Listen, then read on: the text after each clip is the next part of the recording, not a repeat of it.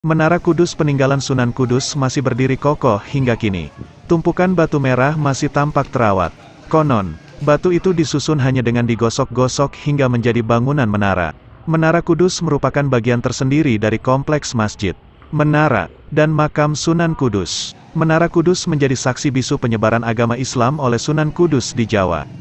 Dari pantauan di lokasi, Menara Kudus terlihat indah dan berdiri kokoh. Tampak di atas menara terdapat beduk dan atap yang terbuat dari kayu. Di atas atap terdapat tulisan berlafal Allah.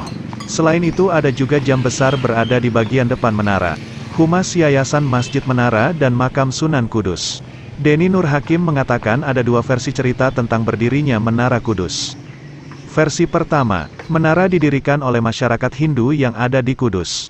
Sedangkan versi kedua, bahwa menara didirikan oleh Sunan Kudus. Namun secara umum, menara diyakini didirikan oleh Sunan Kudus. Bangunan menara itu ada dua versi.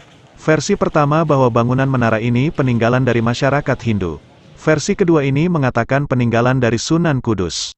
Di antaranya dua versi tersebut, yang dipercaya masyarakat Kudus dan sekitarnya bahwa memang menara itu peninggalan Sunan Kudus, kata Denny. Denny mengatakan secara pasti kapan berdirinya bangunan menara hingga sekarang belum diketahui. Namun berdirinya bangunan menara ini disebut tidak jauh berbeda dengan berdirinya Masjid Al-Aqsa Kudus. Tahunnya, jujur sampai sekarang belum tahu kapan itu tepatnya berdiri. Karena di sana tidak ada inskripsi data-data bangunan menara didirikan. Sebuah inskripsi bertuliskan, Gapura rusak ing wayahe jagat. Itu peneliti itu diartikan tahun 1609 tahun Saka. Konversi tahun 1665 Masehi itu menjelaskan tentang renovasi bangunan menara.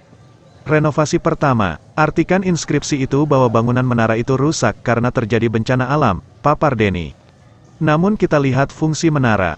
Kita tarik ke masjid, berarti unda-undi karena mempunyai keterkaitan.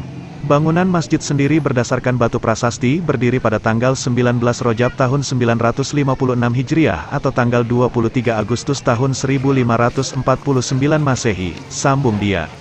Pada proses pembangunan menara, kata Denny, ada yang menarik, yakni batu merah yang ditata seindah itu tidak dilem perekat. Namun batu merah itu hanya digosok-gosokkan hingga lengket. Metode penumpukan batu bata, memang kita amati zaman dulu yang namanya merekatkan batu jelas tidak menggunakan semen. Karena pada saat waktu itu, memang namanya pabrik semen tidak ditemukan. Untuk menempelkan menggunakan istilahnya itu teknologi dari lokal, yakni dengan cara digosok-gosokkan. Antara batu satu dengan batu bata lainnya, jelas dia. Secara tata letak, menurutnya, bangunan menara mengarah ke arah barat atau sesuai dengan kiblat. Bangunan menara memiliki arsitektur berbentuk seperti bangunan miliki umat beragama Hindu. Namun kata dia, arsitektur itu mencerminkan bentuk toleransi untuk menghargai orang lain. Karena pada waktu itu, Sunan Kudus melakukan penyebaran agama Islam melalui pendekatan budaya. Kita amati penyebar agama Islam pada waktu itu. Mereka menyebarkan agama Islam tidak dengan cara kekerasan, melainkan pendekatan budaya. Di Banten Sultan Hasanuddin sampai ke Ampel bentuk bangunan masjidnya hampir sama semuanya. Bahwa Sunan Gunung Jati hidupnya sebelum dari Sunan Kudus. Kita amati gapura masjidnya sama. Demak berdiri 1478. Bentuk atapnya masjid berbentuk limas yang bersusun. Itu gaya bangunan lokal, ungkapnya. Hingga kini bangunan menara masih dirawat oleh pihak Yayasan Menara Masjid Makam Sunan Kudus. Bangunan menara sampai sekarang masih digunakan untuk mengumandangkan azan hingga menyiarkan pengumuman saat mendekati bulan Ramadan. Selanjutnya, didirikan oleh Sunan Kudus itu tujuannya utama adalah sebagai tempat untuk penyiar tanda azan karena waktu itu belum ada pengeras suara. Harapan azan di atas menara masyarakat di sekitar masjid masyarakat mengetahui waktu salat.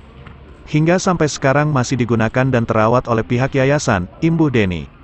Klik like jika kalian suka video ini. Dislike jika nggak suka.